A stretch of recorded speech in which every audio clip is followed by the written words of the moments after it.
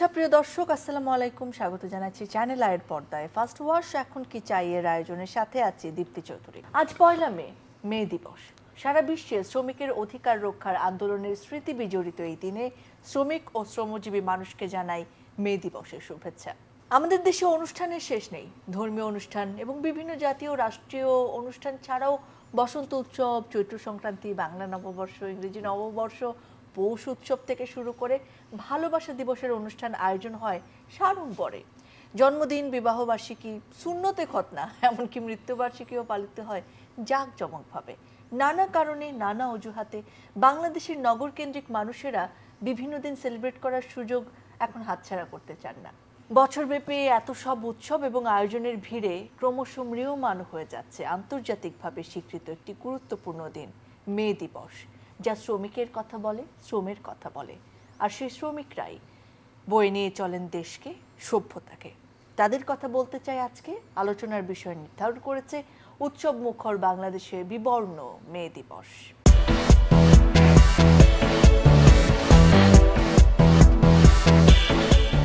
দর্শক, এ বিষয়ে কথা বলার জন্য আজকে দুজন অতিথি রয়েছেন আমার সঙ্গে। বাংলাদেশের কমিউনিস্ট পার্টি সিপিবির সম্পাদক ডাক্তার সাজেদুল হক রুবেল, একজন শ্রমিক নেতা রয়েছেন সাথে, বাংলাদেশ শ্রমিক দলের আহ্বায়ক ঢাকা মহানগর দক্ষিণের মোহাম্মদ সুমন ভুইয়া।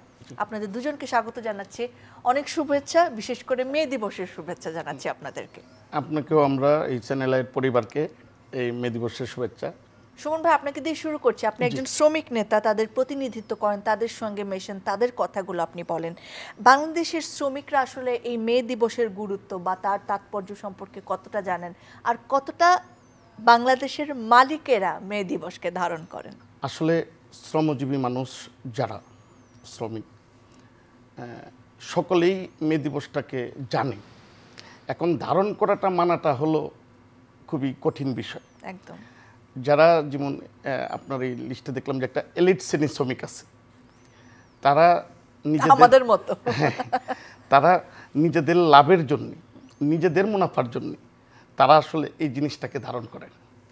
আবার এক শ্রেণীর শ্রমিক আমাদের দেশে আছে, যেমন যারা নির্মাণ শ্রমিক, যারা গৃহস্থলীর সাথে জড়িত, ইট ভাঙে, রিক্সা শ্রমিক, অটো শ্রমিক, এরকম অনেক কিছু পেশার শ্রমিক আছে যারা আসলে এই সম্বন্ধে তারা ওই রকম কিছু জানে না।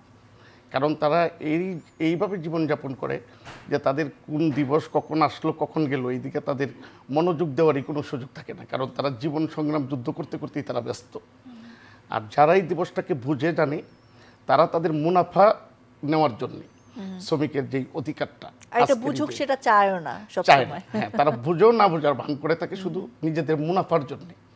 সুতরাং তারা যদি এই জিনিসটাকে ধারণ করে বা উপলব্ধি করে, নিজেরা যদি মুনাফাটা একটু ছাড় দেয়, যদি লোভটাকে একটু সংবরণ করে, তাহলে আমি বিশ্বাস করি যে আমাদের দেশের শ্রমজীবী মানুষরা তাদের ন্যায্য অধিকারটা যদি ফিরে পায়, তাহলে এই আজকের এই যে মে দিবসের তাৎপর্যটা এটা সঠিক মূল্যায়ন হবে। অনেক ধন্যবাদ। রুবেল ভাই, আপনার কাছে আসতে চাচ্ছি। এই পুঁজিবাদী সমাজে আমাদের মালিকেরা বাংলাদেশের প্রেক্ষাপটে নিশ্চয়ই বলবেন, আপনি বাংলাদেশকে নিয়েই কথা বলতে চাই, তারা আসলে কতটা মানেন আর কতটা আসলে আমাদের শ্রমিকেরা আমরা আসলে জানি আমাদের অধিকারটা সম্পর্কে? আপনার ধারণা কি? মালিক তো মালিকের স্বার্থ দেখবেন, পুঁজিপতি পুঁজিপতির স্বার্থ দেখবেন। কিন্তু বাংলাদেশের ট্র্যাজেডি হচ্ছে, আমাদের দেশের শ্রমিক শ্রেণীর ট্র্যাজেডি হচ্ছে, আমরা আমাদের যে শ্রেণী চেতনা সে সম্পর্কে ওয়াকিবহাল না। যেমন ওনাকে প্রশ্নটা করেছিলেন যে ১লা মে, এই ১লা মে আসলে কী জিনিস, সেটা কিন্তু আমার দেশের শিক্ষা ব্যবস্থা, আমার দেশের সমাজ, আমার প্রচার মাধ্যম, গণমাধ্যম, সবগুলো মাধ্যমে কিন্তু এতগুলো বছরেও এই ভূখণ্ডে কিন্তু এই ১লা মের মূল যে উপজীব্য, এটার মূল যে স্পিরিট, সেই স্পিরিট কিন্তু শ্রমিকদের মাঝখানে ছড়িয়ে দেয়নি। এবং সেই ছড়িয়ে না দেওয়ার কারণও আছে, কারণ শাসক দল যেই থাকুক, শাসকের একটা শ্রেণী আছে, এই শ্রেণী কিন্তু অটুট রয়েছে, এই শ্রেণীর কোনো পরিবর্তন হয় না। রেজিমের চেঞ্জ হয়, সিস্টেমের চেঞ্জ হয় না। তো সেই ক্ষেত্রে পুরনো সিস্টেমই থাকবে হচ্ছে ক্যাপিটালিস্ট বা পুঁজিবাদীদের হচ্ছে গিয়ে দৌরাত্ম্য, এবং তারা শ্রমিককে জানতে দেবে না ১লা মে কী জিনিস। অথচ দেখবেন যে দেশ স্বাধীন হওয়ার পর পয়লা মে শুধু আন্তর্জাতিক শ্রমিক দিবস না, এটা আমাদের জাতীয় দিবস। 1972 সাল থেকে আজ অবধি এটা একটি জাতীয় দিবস। কিন্তু কেন এই পয়লা মে জাতীয় দিবস বা কেন এই পয়লা মে আন্তর্জাতিক শ্রমিক দিবস, সেটুকু কি হচ্ছে গিয়ে আমরা বলতে পেরেছি? আমরা বললে যদি সচেতন হয়ে যায় যে আর বেশি কাজ করব না 8 ঘন্টা, ফলে আমি সেটাই বলতে চাই কেন এই পয়লা মে। এবং এই পয়লা মে তো শুধু বাংলাদেশ না, সারা দুনিয়ার সমস্ত শ্রমিকদের দিন হচ্ছে এই পয়লা মে। এই কথা বললে আবার অনেকে মনে করে পয়লা মেতে শ্রমিক হত্যা হয়েছিল। আসলে কিন্তু পয়লা মে শুধু পয়লা মে না, এটার পিছনে দীর্ঘ প্রস্তুতির বিষয় ছিল। এবং সেই 1886 সালের 1 মে, 3 মে, 4 মে এই 3 দিনে ছিল একটি রক্তাক্ত ঘটনা। এবং তার প্রতিক্রিয়াতে কিন্তু তারও মাস কয়েক পর 4জন শ্রমিক নেতাকে মিথ্যা ষড়যন্ত্রমূলক মামলায় মৃত্যুদণ্ড দেওয়া হয়েছিল। এই যে তাদের এই যে এত মানুষের জীবন প্রাণ গেল, কি কারণে গেল? সারা পৃথিবীতে বিশেষ করে সেই 19 শতাব্দীর শেষ ভাগ পর্যন্ত এক চরম নিষ্পেষণ চলতো হচ্ছে শ্রমিকদের উপরে। এবং এই উন্নত দেশ আমেরিকার এই ঘটনা, সেখানে মানুষ 8 ঘন্টা না, সেখানে 12 ঘন্টা, কোথাও কোথাও 16 ঘন্টা তাদেরকে কাজ করা হতো। এবং সেই কাজ তাদেরকে আস্তে আস্তে একটা যন্ত্র মানবে রূপান্তরিত করছিল, তাদেরকে শুষে একদম নিষ্পেষিত করে ফেলা হয়েছিল। সেই মানুষগুলো আস্তে আস্তে তাদের তাগিদে সংগঠিত হয়। এবং সেই সময়কার বামপন্থী যে লেবার অর্গানাইজেশন রয়েছে, সোশ্যালিস্ট যে সংগঠনগুলো ছিল আমেরিকার, তারা মিলিত হয়েই কিন্তু তার আগের বছর অক্টোবরে একটি সম্মেলনের মধ্যে সিদ্ধান্ত নেয় সারা আমেরিকা ব্যাপী তারা ধর্মঘট করবে। এবং সেই ধর্মঘটটি হয়েছিল পয়লা মে। প্রায় 5 লক্ষ শ্রমিক শিকাগো শহরে। মনে রাখবেন এখনকার জনসংখ্যার তখনকার জনসংখ্যার অনেক তফাৎ রয়েছে। 5 লাখ শ্রমিক একটি বিরাট বিষয়। এবং সেটা হচ্ছে শিকাগো শহরে, আমেরিকার ইলিনয় রাজ্যের শিকাগো শহরে সমবেত হয়েছিল। এবং শান্তিপূর্ণ ছিল। এই পয়লা মে, 2রা মে খুবই শান্তিপূর্ণ ধর্মঘট ছিল শ্রমিকদের, লাখ লাখ শ্রমিকদের। কিন্তু 3রা মে থেকে সেখানে কিন্তু হত্যাযজ্ঞ শুরু করে। প্রথমে সেখানে পুলিশ হত্যাযজ্ঞ করে, তারপরে 4ঠা মে সেখানে একটি বোমা বিস্ফোরণ হয়, সেখানে 1জন পুলিশ সহ আরও অনেক শ্রমিক হত্যা হয়। তার তাৎক্ষণিক প্রতিক্রিয়া এক দাঙ্গা ছড়িয়ে যায়। সেই দাঙ্গায় কতজন শ্রমিক মারা গেছে তা আজ অবধি মার্কিন প্রশাসন, আমেরিকান প্রশাসন আজ অবধি কিন্তু তার তালিকা দেয়নি। বরঞ্চ এই ঘটনাগুলোকে নিয়ে সেই সময়কার বামপন্থী শ্রমিক নেতা অগাস্ট স্পাইস, তিনি আন্দোলনের অন্যতম নেতা ছিলেন, তার বক্তব্যের সময় বোমা বিস্ফোরণ ঘটেন। অগাস্ট স্পাইস বা আলবার্ট স্পেন্সার সহ আরও 4-5-6 জন হচ্ছে শ্রমিক নেতাকে তারা গ্রেপ্তার করেন, মামলা দেন এবং প্রহসনের বিচারের মধ্য দিয়ে তাদের ফাঁসির কাছে ঝোড়ান। কিন্তু অগাস্ট স্পাইস একটি কথা বলেছিল ফাঁসির দড়িতে ঝুলবার আগে। সেই কথাটি খুব গুরুত্বপূর্ণ এবং আজকেরও বাংলাদেশ এবং সারা তাবৎ দুনিয়ার শ্রমিক শ্রেণীর কাছে সেই কথাটি হচ্ছে, তোমরা আজকে আমাদের কণ্ঠকে স্তব্ধ করবার জন্য যে আমাদেরকে ফাঁসিতে ঝুলাচ্ছ, এই যে আমাদের যে নীরবতা, এই নীরবতায় এক পরম শক্তি হিসেবে সারা পৃথিবীতে ছড়িয়ে পড়বে। এবং আজকের পয়লা মে সারা দুনিয়ায় সেভাবে করে সেই শ্রমিকের রক্তে খুনে রাঙা লাল পতাকা দিয়ে পয়লা মে পালিত হচ্ছে।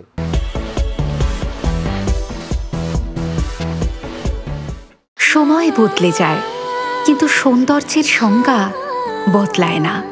রূপ বদলে যায়, কিন্তু আভিজাত্যের মানে একই থেকে যায়। ঐতিহ্য যখন আপন করে নেয় আধুনিকতাকে, তখন সৌন্দর্য ঠিকই খুঁজে নেয় স্যান্ডেলিনাকে। স্মরণের ছোঁয়ায় তোমার উপমায় বদলে দিলে যে আমার। স্যান্ডেলিনা সো, রূপচর্চায় আভিজাত্য। সুমন ভাই, একটুখানি জানতে চাই যে বাংলাদেশের শ্রমিকরা আসলে কতটা সংঘবদ্ধ তাদের অধিকার আদায়ের জন্য, সেটা রাজনৈতিকভাবে আপনি হয়তো বলতে পারবেন। কারণ নানা সময় নানা অভিযোগ এসেছে যে শ্রমিকদের বিভিন্ন যে সংগঠন রয়েছে, তাদের যে সংস্থাগুলো রয়েছে, তারা আসলে মালিকের পক্ষ হয়ে হয়তো সেই নেতারা কাজ করছেন, শ্রমিক নেতা যারা আছেন শ্রমিকের জন্য তারা কাজ করছেন। এই ব্যাপারটা কি দেখেন আপনারা আসলে প্র্যাকটিক্যালি? না, আসলে আমাদের দেশে শ্রমিকরা সুসংগঠিত, এটা শ্রেণী বিভেদ, ভাগ ভাগ, সকলে নিজেদের স্বার্থ আদায়ের জন্য ঐক্যবদ্ধভাবে আমরা আসলে সুসংগঠিত না। যেমন আমরা যদি রাজনৈতিক দলের কথা বলি, প্রত্যেকটি রাজনৈতিক দলের শ্রমিক সংগঠন আছে। স্বাভাবিকভাবে আমরা যেহেতু একটা রাজনৈতিক দলের সাথে জড়িত, আমরা কাজ করার টাইমে আমার দল যখন আমাকে একটা নির্দেশ দেয়, স্বাভাবিকভাবে আমার ওইটা মাথায় রেখে কাজ করতে হয়। সুতরাং অনেক ক্ষেত্রে আমরা ইচ্ছা থাকলেও শ্রমিকের পক্ষে সত্যটা বলতে পারি না, এটাই হলো বাস্তবতা। আর বিভিন্ন রাজনৈতিক দল বা বিভিন্ন সংগঠন বিভিন্নভাবে কাজ করে। কিন্তু তাতে তো শ্রমিকের স্বার্থ উদ্ধার হলো না আসলে, সেইটা থেকে মুক্তি কিভাবে পাওয়া যায়? শ্রমিকের স্বার্থটা উদ্ধার করার জন্য ওই যে আমরা যদি আমাদের লাভ লালসাটাকে, মানুষ শ্রমজীবী মানুষ, তাদের শ্রম ঘাম রক্তের বিনিময়ে আজকের এই দেশ, আজকের এই অবস্থান, আজকে যারা এসি গাড়ি দিয়ে চলে বা এসিতে বসবাস করে, তাদের এই এসি গাড়ি এবং সব কিছু তৈরি হয়েছে কিন্তু এই শ্রমিকের ঘাম। কিন্তু তারা শ্রমিকের ন্যায্য মজুরিটা দেওয়ার সময় তাদের খুব অনীহা, তারা শুধু মুনাফার দিকটাই চিন্তা করে। আবার শ্রমিক নেতা যারা আছে তারা সবাই যে খারাপ তা না, অনেকেই শ্রমিকের জন্য জীবন বরযুদ্ধ করে যাচ্ছেন, এখনও করছেন, অনেকে হয়তো করতে করতে চলে গেছেন। আবার সুবিধাবাদী কিছু রাজনৈতিক শ্রমিক নেতাও আছেন যারা আমরা বিভিন্ন সময় দেখি যে গার্মেন্টসে বেতনের জন্য বা তাদের আনুষঙ্গিক সুযোগ সুবিধার জন্য আন্দোলন হচ্ছে, বিভিন্ন বড় বড় ফ্যাক্টরিতে হচ্ছে। এক পর্যায়ে দেখা যায় তাদের ওই জায়গায় যেই শ্রমিক নেতারা নেতৃত্ব দিচ্ছেন, তারা যখন একটা আন্দোলন রেজাল্টের পক্ষে পৌঁছায়, তখনই দেখা যায় যে মালিক পক্ষরা ওই নেতাদেরকে কোনোভাবে কনভিন্স করে, তারা শ্রমিকদের এসে বলে যে ঠিক আছে আমরা আলোচনার মাধ্যমে এটা সমাধান করব। হ্যাঁ, যে কোনো জিনিস আলোচনার মাধ্যমেই সমাধান করতে হবে, কিন্তু ওই আলোচনাটা করতে গিয়ে অনেক সময় আমরা যেটা দেখি যে কিছু অসাধু নেতা আছে যারা নিজেদের স্বার্থ হাসিল করে শ্রমিকদেরকে বঞ্চিত করে দেয়। ওই ক্ষেত্রে শ্রমিকরা আমাদের দেশে এখনও অনেক পিছিয়ে রয়েছে। রুবেল ভাই, আপনার কাছে জানতে চাচ্ছি, মানে এটাই তো বাস্তবতা, আসলে এই বাস্তবতা থেকে মুক্তি কোথায়? শ্রমিকরা কিভাবে আসলে তাদের অধিকারের কথা বলবেন এবং সেটা আদায় করবেন? প্রথমত অধিকার আদায়ের জন্য শ্রমিকদেরকে সংগঠিত হতে হবে শ্রমিকদের গণসংগঠনে। আমার দেশে শ্রমিক আন্দোলনের একটি সমস্যা হচ্ছে এখানে অতি রাজনীতিকরণ রয়েছে, ঠিক আছে? এখানে শ্রমিক দল রয়েছে, শ্রমিক লীগ রয়েছে, শ্রমিক পার্টি রয়েছে। কদিন পর দেখা যাবে এনসিপিরাও তাদের একটা সংগঠন খুলেছে, বৈষম্য বিরোধী শ্রমিক নামে কোন একটা খুলবে, তারা অলরেডি হচ্ছে। এবং এই যে হচ্ছে, এইটাই হচ্ছে শ্রমিকদের বিভক্ত করার প্রক্রিয়া, ঠিক আছে? শ্রমিকদের এভাবে করে বিভক্ত করতে, শ্রমিকদের আসলে তাদের মানে সেই শ্রমিক কোন পক্ষে, কোন মার্কার শ্রমিক, এটা দেখার বিষয় না। তাদের একমাত্র একটাই আইডেন্টিটি হচ্ছে আমি শ্রমিক, আমি আমার শ্রম, আমার মজুরি বিক্রি করে আমি জীবন ধারণ করি। আমার এই মজুরি বিক্রি করা ছাড়া আমার জীবন চলবে না, আমার সংসার চলবে না। আর এই মজুরি আমি ঠিক মতো পাই না, বাংলাদেশে ন্যায্য মজুরি নেই। যে ন্যায্য মজুরি গত সরকারের আমলে পেয়েছে সেটাতে মানুষের জীবন চলে না। ফলে ন্যায্য মজুরির যে আন্দোলন রয়েছে সেখানে 22,000 বা 24,000 টাকা ন্যূনতম মজুরির যে আন্দোলন রয়েছে, তার পক্ষে তো হচ্ছে শ্রমিক শ্রেণীকে ঐক্যবদ্ধ হতে হবে এবং দল মত নির্বিশেষে শ্রমিক শ্রেণীকে ঐক্যবদ্ধ হতে হবে। কিন্তু সেখানে হচ্ছে গিয়ে নানান বিষয় রয়েছে, সুমন ভাই বলেছে এটাও খুব গুরুত্বপূর্ণ। এখানে হচ্ছে দালালির বিষয় রয়েছে, তার মধ্যে বিষয় হচ্ছে রাজনীতিকরণের বিষয় রয়েছে, মানে যিনি শাসক ক্ষমতায় থাকবেন তার পক্ষে হচ্ছে গিয়ে কাজ করার বিষয় রয়েছে। তার জন্য হচ্ছে আমরা দেখেছি অতীত যে মানে হাজার লক্ষ লক্ষ শ্রমিক হচ্ছে গিয়ে অনেক পুঁজিপতিদের হচ্ছে নির্বাচনী কাজে তারা নিয়োজিত রয়েছে। পুঁজিপতি কোন দলের সেটাও নির্ভর করছে। তবে তারাও একটা শ্রেণী কিন্তু, হ্যাঁ, ওটা আমি আলোচনায় আসতে পারে যে ডানপন্থীরা নানান দলে বিভক্ত আছে, কিন্তু তারাও কিন্তু তাদের একটা শ্রেণী, তাদের কিন্তু একটা শ্রেণীগত ঐক্য রয়েছে। দেখবেন যেই ক্ষমতায় যাক তারা হচ্ছে কিন্তু তাদের যে পুঁজিপতিদের স্বার্থের জায়গা আছে সেই স্বার্থের জায়গাটা দেখবেন। কিন্তু শ্রমিক তো অকাতরে দেশের বিভিন্ন যে ঐতিহাসিক যে বাক পরিবর্তনের যে লড়াইগুলো আছে সেই লড়াই এসে অকাতরে জীবন দান করে, কিন্তু তাদের কথা বলা হয় না। এবং তাদের কথা বলা যাবে ধরুন যে বৈষম্য বিরোধী আন্দোলন, ঠিক আছে, এই বৈষম্য বিরোধী আন্দোলন বাংলাদেশের সবচেয়ে বড় বৈষম্যের শিকার কোন শ্রেণী, তারা কারা? তারা হচ্ছে বাংলাদেশের শ্রমিক শ্রেণী। বৈষম্য বিরোধী বাংলাদেশ হবে হলো শ্রেণীহীন বাংলাদেশ, যেখানে শ্রমিক মানুষের মতো বাঁচতে পারবে। বাট এটা বিষয়টা তো সেই জায়গায় না। এখানে বৈষম্য হচ্ছে আওয়ামী লীগ বা এনসিপি এদের মধ্যে বৈষম্য। হ্যাঁ, আওয়ামী লীগ বেশি সুবিধা নিয়েছে, হ্যাঁ অবশ্যই নিয়েছে, অবশ্যই শোষিত করেছে।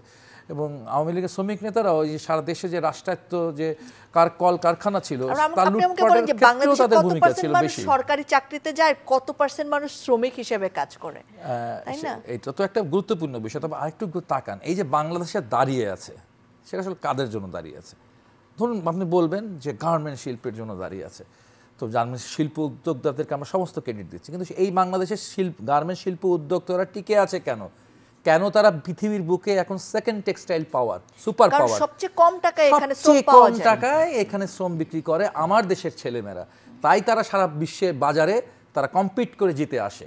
কোনো মহান ব্যক্তি গিয়ে তাদের এই ব্যবসাগুলো এনে দেয়নি, এনে শ্রমিকরা কম টাকায় কাজ করতে পারে বলে বাংলাদেশ কিন্তু টেক্সটাইল সুপার Only because পাওয়ার। আমাদের এখানকার তারপর যে labor খরচ রেমিটেন্সের কম। কথা আসছে না, আপনি খুব গভীরভাবে দেখবেন যে মানে উচ্চ মধ্যবিত্ত পরিবার বা উচ্চবিত্ত পরিবার যারা বিদেশে থাকেন তারা কি পরিমাণ রেমিটেন্স পাঠান, তার জাকাত পাঠান হয়তো 40 ভাগের 1 ভাগ টাকা পাঠান হয়তো, ঠিক আছে।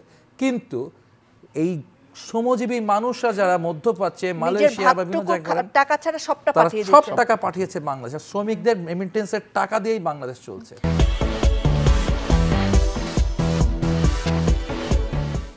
সুমন ভাই, একটুখানি জানতে চাই যে মানে আপনার কি মনে হয় কাজের পরিবেশ কিংবা জীবনমান উন্নয়নের জন্য শ্রমিকদের আর কি কি দেওয়া উচিত রাষ্ট্র বা মালিক পক্ষের পক্ষ থেকে? শেষ পর্যায়ে চলে এসেছে মোটামুটি, এরপর আমি একবার তো রুবেল ভাইয়ের কাছে। আমার মনে হয় যে শ্রমিকের কথা যদি বলি, আমরা যে অফিসিয়াল যে শ্রমিক সেটার থেকে আনঅফিসিয়াল শ্রমিকের সংখ্যাই আমাদের দেশে বেশি। তো এখন যারা গার্মেন্টসে চাকরি করে বা বিভিন্ন ফ্যাক্টরিতে কাজ করে, সেটা সরকারি বা ব্যক্তি মালিকানা যাই হোক, তাদের হয়তো কিছু কিছু সুযোগ সুবিধা তারা পাচ্ছে, সেটা হয়তো তুলনামূলক কম বর্তমান সময়ের চেয়ে। কিন্তু আপনি যারা রিক্সা শ্রমিক, যারা নির্মাণ শ্রমিক বা এরকম আরও অনেক শ্রমিক আছে, পাদুকা শ্রমিক, তারা কিন্তু এই দেশের রাষ্ট্রীয় ব্যবস্থা থেকে কোনো ধরনের সুযোগ সুবিধা পাচ্ছে না। তাদের কোনো বোনাস দেওয়ার ব্যবস্থা নেই, তারা অসুস্থ হলে কোনো চিকিৎসার ব্যবস্থা নেই। এমনকি যেহেতু তারা নিজের জীবন ধারণ করার মতো উপার্জন করতে পারছে না, ন্যায্য মজুরি তারা পায় না, তাদের সন্তানদেরও তারা লেখাপড়া করাতে পারছে না। সবকিছুর দাম বাড়ে, তাদের বেতন হয়তো বাড়ছে না, তাদের ইনকাম বাড়ছে না। এমনকি বর্তমান আমাদের দেশে যে স্কুল, বিশেষ করে শিক্ষার যে ব্যবস্থাটা আমি বলতে চাই, আপনি একজন নর্মাল ফ্যামিলির একজন সন্তানকেও যদি স্কুলে দেয়, তারও প্রতি মাসে 1,500-2,000 টাকা নর্মালি খরচ লাগে। সরকারিতে পড়লেও লাগবে, সরকারিতে করলেও লাগে। তো এই ক্ষেত্রে শ্রমজীবী যে মানুষরা আছে তাদের ভাগ্যের কোনো উন্নয়নই হচ্ছে না। কারণ হলো তাদের সন্তানদের তারা শিক্ষাটাও দিতে পারছে না, কারণ তাদের তো পেডই চলে না, সংসারই চলছে না। তারা অসুস্থ হলে চিকিৎসা করানোর খরচটা তারা জোগাড় করতে পারছে না, এমনকি কোনো সাপোর্টও পাচ্ছে না। সুতরাং তাদের সন্তানদের এই জন্মগতভাবেই তারা এই আবার শ্রমিক হওয়ার জন্য তৈরি হচ্ছে। সুতরাং আমি মনে করি রাষ্ট্রের এই ক্ষেত্রে অনেক দায় আছে। আজকের এই মে দিবসে তাদের জন্য যদি এক্সট্রাভাবে কোনো মন্ত্রণালয়ের অধীনে বা কোনো একটা ট্রাস্ট গঠন করে তাদেরকে যেন দেখভাল করা হয়, বা তাদের শিক্ষা ব্যবস্থাটা যেন তাদের সন্তানরা বিনা খরচে করতে পারে, তাদের সন্তানদের যেন মানুষ করতে পারে। রাষ্ট্রের অনেক কিছু করার আছে এখনও। আমি মনে করি বর্তমান যে সরকার আছে তাদের কোনো বাধা বিপত্তি নাই। তারা যদি শ্রমজীবী মানুষের জন্য, এবং শ্রমজীবী মানুষ তাদের কাছে প্রত্যাশাও করে। আমরা দেখেছি যে বিগত সরকার যে ছিল তার আমলে কিন্তু বিদেশি রেমিটেন্স অনেকটাই কম ছিল বা অনেকটাই ছিল না। বর্তমান যে অন্তর্বর্তীকালীন সরকার, এই সময়ে আমরা বিভিন্ন সময়ে নিউজের মাধ্যমে দেখি যে রেমিটেন্স রেকর্ড অতিক্রম করছে। সুতরাং যারা এই রেমিটেন্স দিয়ে যাদের শ্রমে এই দেশ এগিয়ে যাচ্ছে, তাদের জন্য কিছু করাটা রাষ্ট্রের দায়িত্বের মধ্যে পড়ে। অনেক ধন্যবাদ রুবেল ভাই। এই শ্রমিক নিরাপত্তার জায়গাটায় আসতে চাই একটুখানি। শ্রমিকের নিরাপত্তা নিশ্চিত করতে বাংলাদেশের আর কি করা উচিত? এটা কি এমনই যে বড় ট্র্যাজেডি হবে, তারপর আমরা আন্দোলন করব, অনেক বড় বড় কথা বলবো, তারপর ভুলে যাব? দাগ খেলার মাঠ থেকে আসুক বা স্কুল থেকে, অফিস থেকে আসুক বা বাজার থেকে, কিন্তু দাগ ময়লার ভয় এখন আর নয়। তাই যে কোনো রকম দাগ ময়লাকে দাও ফার্স্ট ওয়াশের last warning. First wash detergent powder, যার এনজাইম সমৃদ্ধ মাল্টি বুস্টার মুহূর্তেই যে কোনো রকম দাগকে দূর করে এবং এর কালার গার্ড কাপড়ের রঙকে রাখে নতুনের মতো ঝকঝকে। তাই আজ শুধু আমি নই, সবাই জানে সাদার আরেক নাম ফার্স্ট ওয়াশ ডিটারজেন্ট পাউডার। আপনি শেষ যে বাক্যটি বলেছেন সেটাই নির্মম সত্য, ঠিক আছে।